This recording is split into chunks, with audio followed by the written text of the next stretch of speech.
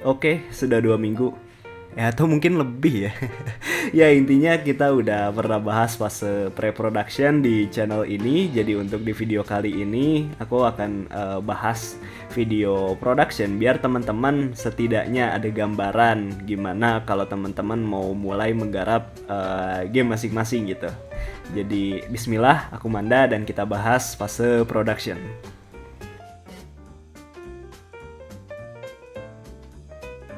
Oh iya, sedikit disclaimer, jadi apa yang akan aku bahas di video kali ini murni berdasarkan pengalaman pribadiku selama berkarir di industri game, mau bikin game sendiri maupun selama bekerja di studio indie yaitu Glory Jam. Dan juga ya teman-teman kalau mau mampir ke Steam page kita maupun di Play Store itu boleh silakan, lagi winter sale juga kan ya. Oke. Jadi, aku harap teman-teman sudah menyiapkan GDD atau mungkin konsep game teman-teman seperti apa gitu ya, dari core loop-nya, terus awal sampai tamatnya seperti apa kayak gitu. Karena kali ini kita mau coba mendetailkan sama-sama gitu ya game yang akan teman-teman buat seperti itu. Nah, apa yang perlu kita detailkan?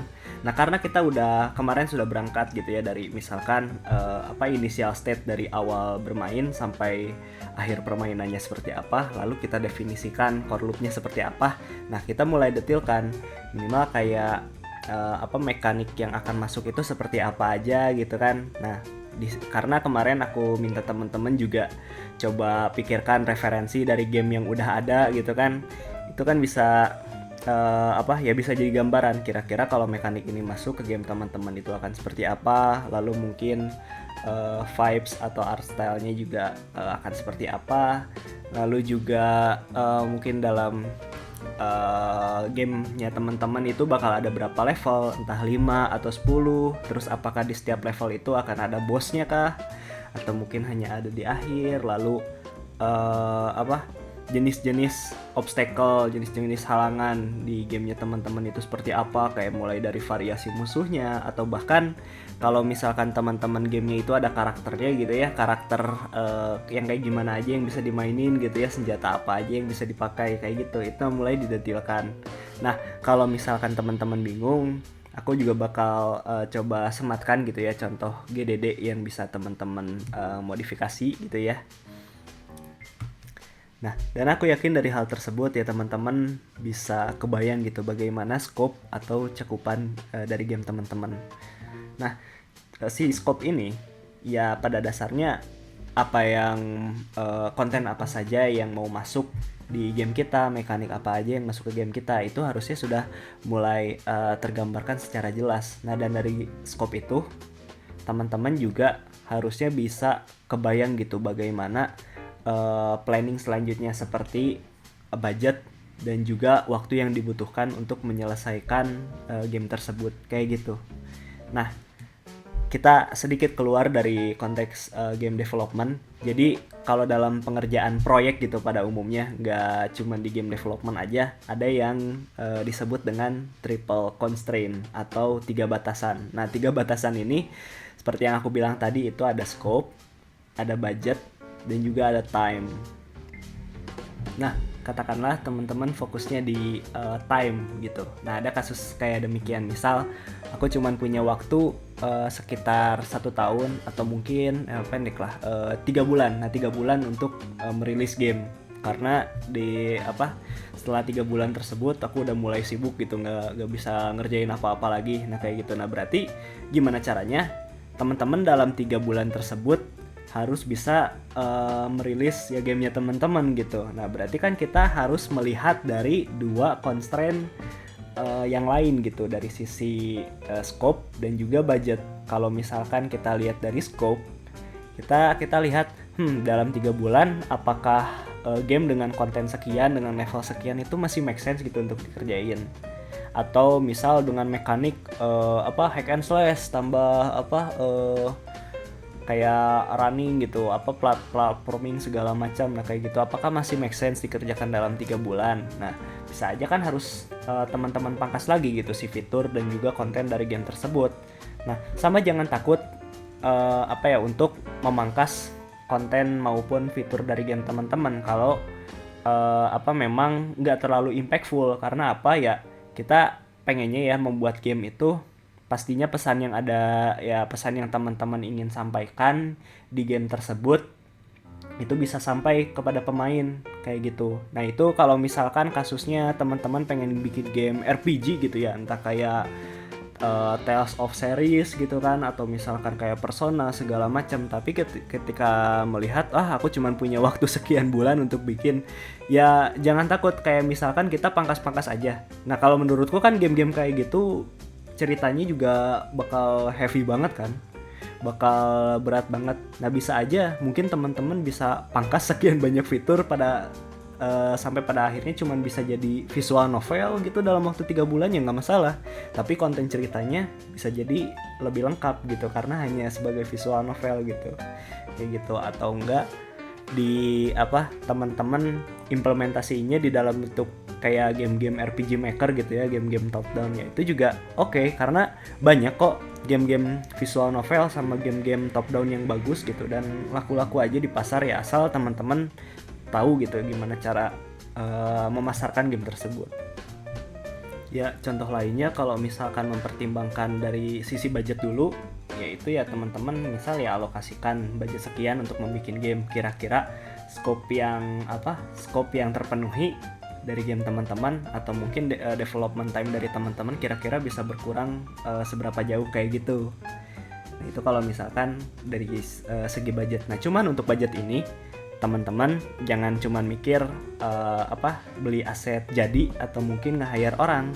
Nah dengan teman-teman mengalokasikan budget kayak untuk sesimpel ikut course gitu ya, beli course segala macam, dan juga ikut-ikut program-program untuk networking segala macam, yang tanda kutip mungkin menurut teman-teman gak terlalu impactful, tapi setidaknya teman-teman juga bisa ikut nanya ke yang udah berpengalaman gitu ya dalam bikin game, atau bahkan bisa jadi teman-teman di sepanjang jalan gitu ya ikut course maupun ikut event-event, itu juga bisa ketemu orang yang satu visi gitu dengan teman-teman, ajak proyekan bareng, itu juga makin oke kan ya. Secara tidak langsung itu juga bisa mempengaruhi development cost-nya teman-teman kayak gitu.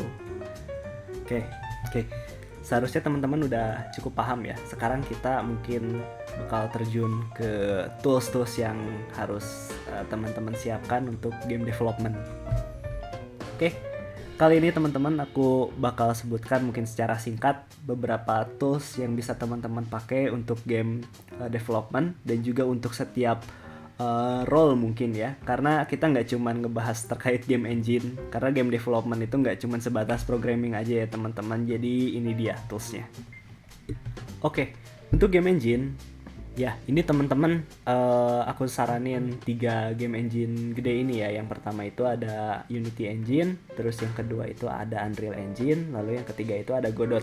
Nah kenapa aku rekomendasikan 3 game engine ini? Karena secara komunitas mereka yang terbilang ya sangat besar gitu ya. Jadi ini pengaruhnya apa?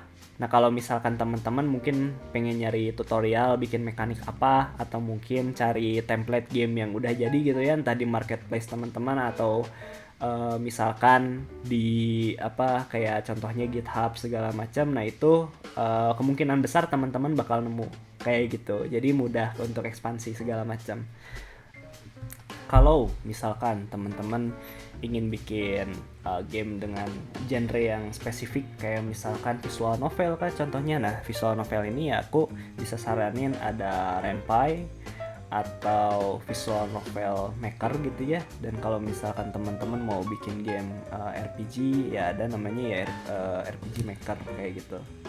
Ya intinya banyak banget gitu game engine yang gak bisa aku sebutin ya satu-satu. Mungkin teman-teman juga bisa sebutin di kolom komentar rekomendasi teman-teman. Sama paling gini, kalau misalkan teman-teman mau gitu ya, coba search dulu kayak tutorial atau mungkin template. Nah kelihatan nanti untuk game engine apa, apakah ada atau enggak. Kalau misalkan ada ya harusnya itu bisa mempersingkat waktu teman-teman gitu bikin game yang teman-teman mau kayak gitu. Oke, buat teman-teman produser maupun game designer, aku mau saranin teman-teman pakai Notion atau Trello. Nah, di mana di tools ini ya teman-teman bisa fokus breakdown kira-kira task apa aja yang harus teman-teman kerjakan gitu ya. To-do listnya bisa teman-teman breakdown berdasarkan fase, dari brainstorming harus punya apa, dari misalkan ngedesain harus udah jadi apa, atau dari implementasi kira-kira fitur yang harus ada itu apa dulu, terus lanjut kemana, kayak gitu, biar pengembangan game teman-teman itu makin terarah gitu dan gak melipir kemana-mana kayak gitu. Next ya, buat teman-teman programmer atau yang ngoding di gamenya, oke, aku mau saranin mungkin pakai Visual Studio atau JetBrains Rider. Nah, karena untuk editor tersebut cukup oke lah kalau misalkan teman-teman gak mau ngoding yang terlalu capek kayak gitu. Tapi kalau untuk alternatif gratisnya ya teman-teman untuk Visual Studio bisa download versi community-nya. Nah, itu gratis. Tapi ya mungkin bakal lebih berat, atau aku nggak tahu fitur-fitur apa aja yang dipangkas dari situ. Mungkin teman-teman ada yang udah nyoba bisa sedikit cerita. Dan juga terakhir ada Visual Studio Code yang cenderung ringan gitu ya. Kalau misalkan teman-teman gak mau buka codingan aja harus nunggu lama kayak gitu. Nah, kalau di Visual Studio Code cuman teman-teman harus coba riset dulu kira-kira cara nge-setup si editornya gitu ya, biar bisa dipakai untuk modding di game engine teman-teman itu seperti apa kayak gitu. Oke, nextnya untuk artis. Ini kalau untuk 2D ya aku bisa saranin ke teman-teman pakai Clip Studio Paint. Nah, ini kalau Clip Studio Paint itu untuk license yang paling murahnya aja kayaknya udah sangat oke kalau misalkan teman-teman mau coba buat bikin art atau UI, bahkan animasi juga sangat oke kayak gitu. Kalau misalkan alternatif lainnya, teman-teman bisa pakai Adobe Illustrator atau Adobe Photoshop. Nah gitu. Cuman kalau untuk teman-teman yang pengen alternatif gratis bisa coba coba pakai Krita atau mungkin GIMP gitu ya, GIMP. Aku nggak tahu gimana cara nyebutnya yang benar. Terus juga alternatif lainnya mungkin teman-teman yang spesifik pengen bikin pixel art itu bisa coba Aceprite. Nah itu sangat oke tuh, mulai dari bikin animasi atau bahkan ya pixel art yang sangat kompleks itu udah sangat get the job done. Oke. Untuk komposisi musik ya teman-teman bisa coba pakai Presonus One Studio atau bisa juga FL Studio.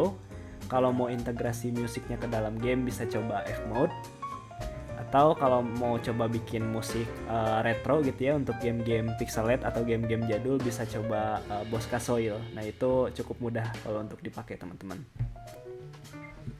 Itu dulu mungkin pemilihan tools untuk beberapa role yang spesifik. Ya ini nggak semua role kita bahas. Mungkin kalau teman-teman penasaran sama tools-tools lain kita kupas lebih dalam, atau mungkin role-role apa aja yang ada di game dev kita bisa bahas di video selanjutnya. Tapi selanjutnya aku mau coba kasih tips untuk teman-teman yang baru mau mulai menggarap game sendiri kayak gitu. Kira-kira apa aja sih ya do's and don'ts-nya gitu. Oke, yang pertama pikirkan scope yang realistis ya teman-teman. Jangan terlalu ambisius untuk mulai dari sesuatu yang besar gitu, karena udah ada contoh gagalnya. Oke, ya itu.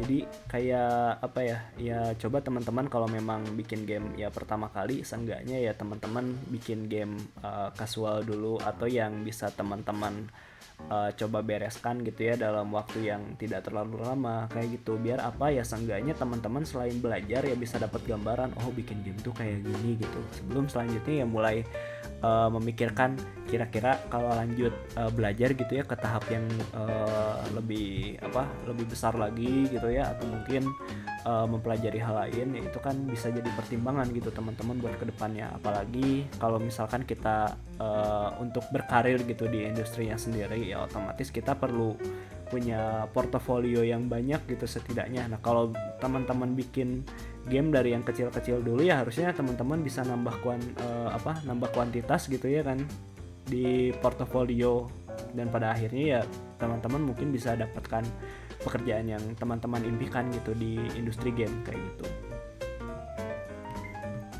Oke, kedua terkait pemilihan game engine. Nah ini kalau misalkan milih game engine, kalau misalkan boleh aku urutkan gitu ya, teman-teman bisa pilih dari yang teman-teman familiar dulu. Itu kalau kasusnya teman-teman udah pernah pakai atau belajar game engine sebelumnya gitu. Misal teman-teman dulu udah belajar pakai Unity atau udah belajar pakai Unreal, ya udah lanjutin aja pakai Unreal atau Unity, meskipun dari segi projectnya misal nggak terlalu yang wah gitu, nggak 3D, nggak terlalu realistik segala banget ya. Ya lanjutin aja pakai game engine yang udah teman-teman familiar kayak gitu. Nah, atau kalau misalkan teman-teman memang belum pernah nyentuh sama sekali, ya aku saranin search dulu template atau tutorial game-game yang pengen teman-teman bikin gitu, dari genrenya. Misal cara bikin game platformer kayak gitu. Nanti keluar tuh di video tutorialnya, cari lihat kira-kira fitur apa aja yang lengkap, atau mungkin itu kalau tutorial. Kalau misalkan template, misal di Unity Asset Store nyediain apa, di GitHub nyediain apa, lengkap atau enggak. Kalau misalkan ada, ya udah menurutku pakai game engine yang sesuai dengan template atau tutorial itu aja. Karena apa ya, ya pada akhirnya kita nggak usah capek-capek mikir lagi dari awal gitu, tinggal ngikutin atau mungkin tinggal modifikasi aja aset-asetnya kayak gitu. Oke, yang ketiga, teman-teman bisa coba ikut komunitas ataupun ikut event-event kayak gitu. Komunitas banyak di Discord, di Facebook maupun di sosial media lain, dan mereka juga rata-rata orangnya open dan mau menerima gitu. Jadi teman-teman bisa dapat tips gitu ya dari orang-orang yang lebih berpengalaman, bahkan dari studio gede gitu di Indonesia, apalagi yang udah bikin game banyak kayak gitu. Terus juga kalau misalkan untuk ikut event-event, ya teman-teman bisa ikut game jam gitu ya, dimana teman-teman dipaksa bikin game dalam waktu yang singkat gitu ya, misalkan cuma 3 hari. Nah di awal tahun bakal ada event namanya Global Game Jam, cuman gak akan aku bahas di video ini, itu nanti mungkin di video selanjutnya, biar kalau misalkan teman-teman penasaran itu juga ya. Nah yang terakhir, teman-teman fokus aja ke gameplay, jadi jangan fokus ke visual. Nah intinya teman-teman jangan gengsi gitu pakai aset gratis atau ya aset yang mungkin nggak sesuai sama apa yang teman-teman inginkan. Karena apa ya, nggak semua orang mungkin bisa bikin gambar atau visual art ataupun musik yang bagus gitu ya. Tapi kalau misalkan teman-teman masih tetap gengsi, ya aku yakin game teman-teman itu bakal lama gitu jadinya, apalagi kalau belajar sendiri gitu kan. Nah jadi bahkan kalau misalkan teman-teman mau pakai aset ini sampai nanti rilis pun ya nggak masalah, asal lisensinya jelas. Tapi kalau misalkan teman-teman nantinya ketika udah jadi nih gamenya dengan aset yang gratis tersebut, itu kan si aset gratis itu bisa jadi placeholder ya, atau istilahnya ya cuma dipakai sementara gitu. Nanti kalau teman-teman entah ada budget atau mungkin sudah bisa memproduksi art dan musiknya sendiri, ya teman-teman bisa ganti gitu secara bertahap, biar teman-teman bisa dapat jadi gameplaynya seperti ini. Jadi orang kalau misalkan mau mainin pun ya mereka udah bisa tahu kurang lebih gameplaynya seperti apa, baru teman-teman fokus ke nge-improve visualnya kayak gitu. Oke, itu saja mungkin pembahasan untuk fase production dan juga sedikit tips dari aku yang mudah-mudahan bisa membantu. Dan akhir kata di penghujung tahun ini, ya semoga teman-teman yang lagi bikin game atau pengen bikin game atau bahkan berkarir di industri game atau berkarir di manapun, semoga teman-teman dilancarkan gitu ya, dan semoga mendapatkan apa yang teman-teman cita-citakan gitu. Oke. Terima kasih sudah menonton video ini. Alhamdulillah, yuk